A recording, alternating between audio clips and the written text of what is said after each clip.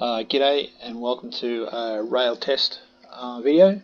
What I've been trying to work out is some ratios between blocks and radiuses that would be achievable to be created by using like a controller and bearing based system. So between each section that you see down there on the test bed, the outer red blocks are 7 long,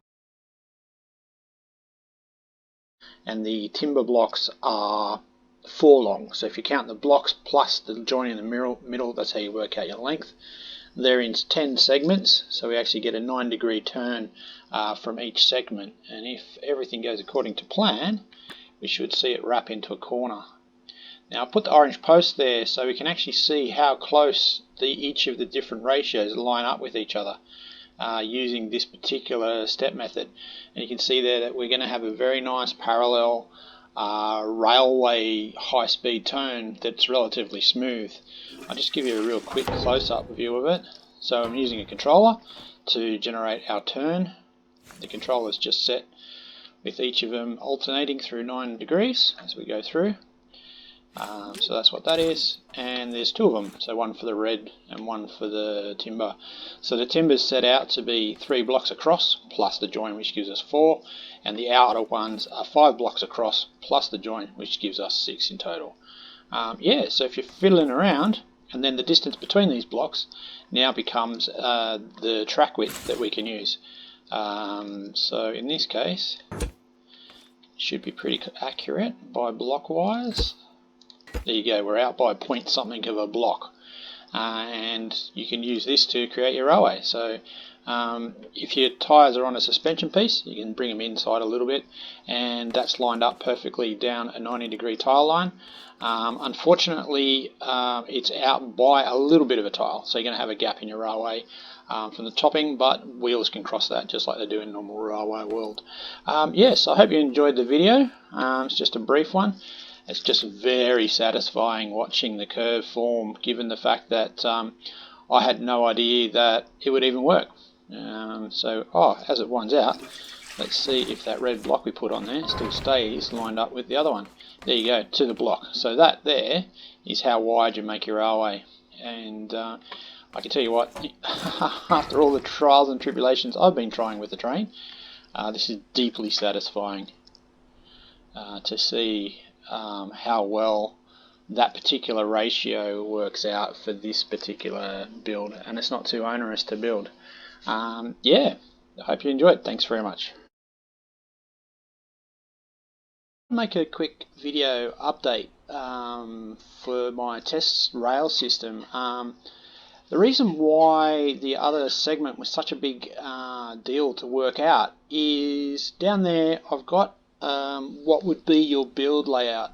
So the red represents what you actually create, which is 5 blocks with a hinge, 5 blocks with a hinge, 5 blocks with a hinge, giving you a ratio of 6.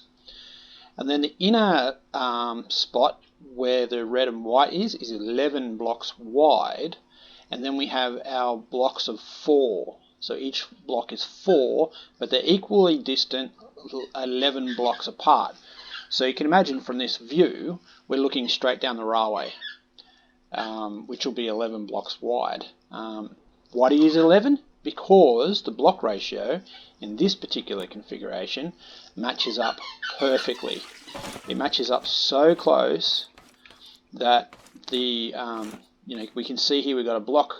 The actual corner geometry is so close, and these blocks tighten up so tightly that it is actually a very functional way to get a really tight turns in as well. I'll go and close down the railway boom to even look at how close the rail track end would line up as well. So you can see here it's pretty close. We're only out a little bit onto each side movement, and we're only out a little bit to do with the block.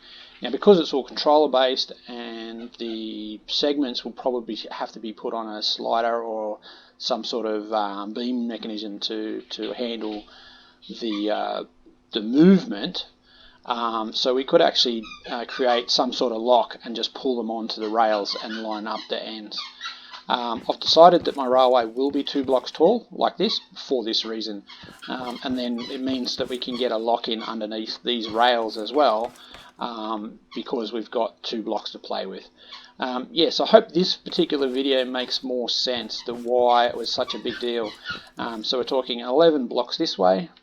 We actually have a ratio of 6 blocks, so you build 5, put your hinge in, and that gives you an internal block size of 4 in this particular ratio.